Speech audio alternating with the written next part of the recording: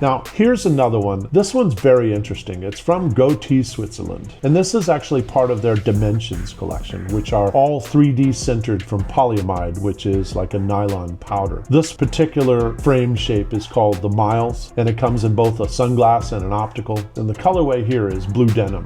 So something that's very interesting about these is that the fact that they're 3D sintered from polyamide means that in spite of the fact that they're very, very thick and very chunky and they look like they weigh a ton, they actually weigh about like a paperclip. In fact, you could get titanium frames and they would weigh just about as much as the titanium frames, or even less. That makes these very interesting. The other thing that makes these interesting is the fact that you can get them in any one of 14 different colorways. So I'll show you those colorways here. These are all the colorways that you can get the frames in, and this is not just true of the Miles, but it's true of any frame that's from the Dimension collection from GöttI. So very, very interesting process. The other thing that makes these interesting to me is because they're very reasonably priced compared to other artisan eyewear. It's definitely worth taking a look. The fact that the polyamide gives it a particular texture, kind of like a marbly porous texture, means that you can get some real interesting looks and some real interesting colors. As an example, when you look at this one